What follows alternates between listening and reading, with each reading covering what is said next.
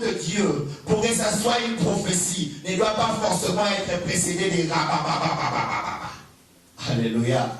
Faites attention aux paroles des hommes de Dieu. Pour que ça soit une prophétie, ça ne doit pas forcément être précédé de ainsi dit l'Éternel. Il y a de ces personnes qui en sont tellement imbriquées de Dieu en eux que quand ils parlent, Dieu parle à travers eux. Ce sont des paroles de connaissance, des paroles de sagesse qui sortent. Même si on n'a pas dit ainsi dit l'Éternel. Souvenez-vous, lorsque Jacob bénissait ses enfants, nous avons vu la fois passée qu'il y avait de ces prophéties, de ces bénédictions qui étaient des prophéties. Alléluia. La bénédiction de Jacob sur Juda était une prophétie. La bénédiction de Jacob sur Ephraïm et Manassé était une prophétie. Et la bénédiction de Jacob sur Lévi était une prophétie. Et nous avions vu ça, que la bénédiction de Jacob sur Dan est pour moi jusqu'à présent un énigme. Un énigme dont je m'interroge. Nous allons aller dans Genèse chapitre 10. Nous allons remonter au tout début. Genèse chapitre 9. On verra si le temps nous permettra de lire aussi le verset 10. Genèse chapitre 9 au verset 22. Non, on sera obligé de lire aussi le verset 10, le chapitre 10. Genèse chapitre 9 au verset 22. Nous allons lire la parole du Seigneur. La Bible me dit, Cham, père de Cana, vit la nudité de son frère et il les rapporta dehors à ses deux frères. Alléluia. Alléluia. Verset 24 et verset 26. Lorsque Noé se réveilla de son vin,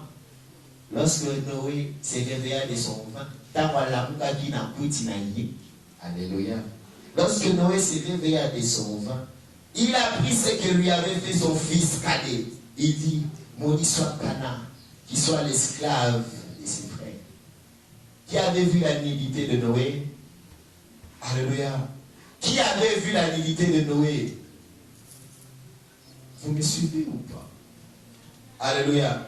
Qui a vu la nudité de Noé? Cham, le cadet. Alléluia. Qui a été maudit?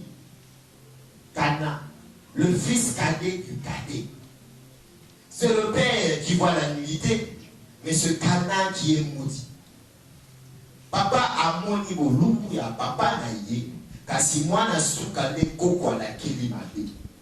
Alléluia. Non pas parce que Noé était ivre, mais parce que Dieu était déjà en train de s'aimer. Alléluia. Dieu était déjà en train de s'aimer, sa promesse.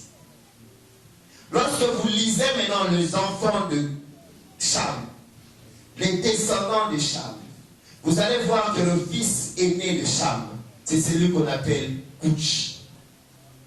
Alléluia. Le fils aîné de Cham, c'est celui qu'on appelle Couch. Et parmi les enfants de Cham, il y a Cana.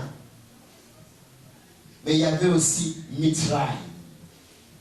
C'était le deuxième fils de Cham.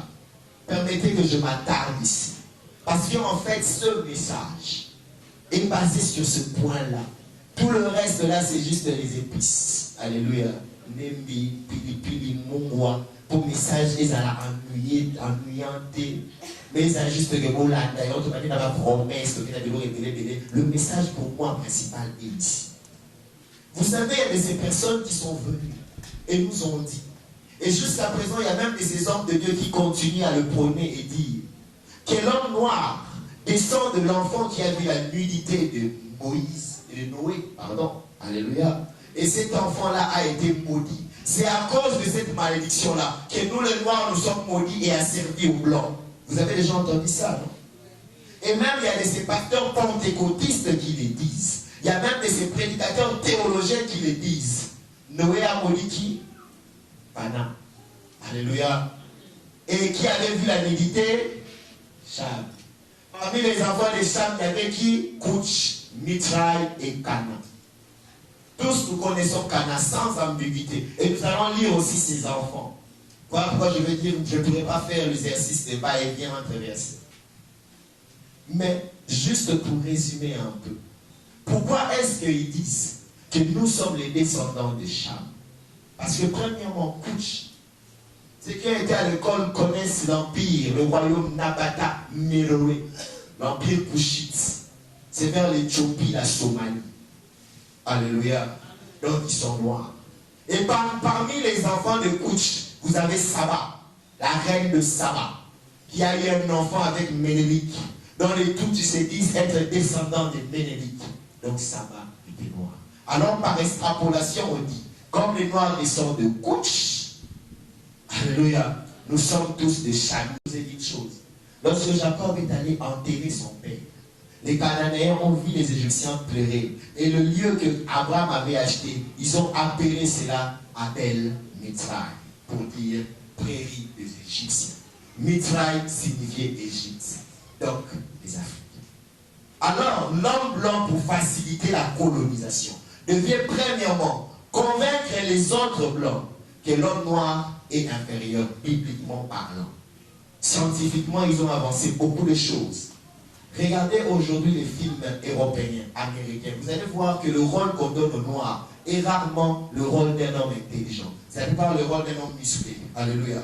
Il faut les travaux. Donc pour eux, l'homme est pour les sports. L'homme noir pour les sports, pour tout ce qui est travaux musclés. Mais ce qui est travaux intellectuels et génie, ce sont les blancs. Donc scientifiquement, ils ont prouvé ça aussi, avec leurs arguments. Alors bibliquement parlant, ils devaient prouver que l'homme noir devait être inférieur à l'homme blanc. Pourquoi? Cham a dit la divinité de son père. Cham est l'ancêtre des Couchites. Cham est l'ancêtre des enfants de Mitzraï. Donc Cham est l'ancêtre des Noirs. La malédiction de Cham descend sur tous ses enfants. Or, dans la Bible, nulle part c'est écrit que Noé a dit Cham. Alléluia. Chose étrange, même jusqu'à présent, chose étonnante. Il y a de ces pasteurs qui disent, nous, Noirs, nous devons prier Dieu pour que Dieu enlève la malédiction de Noé sur nos vies.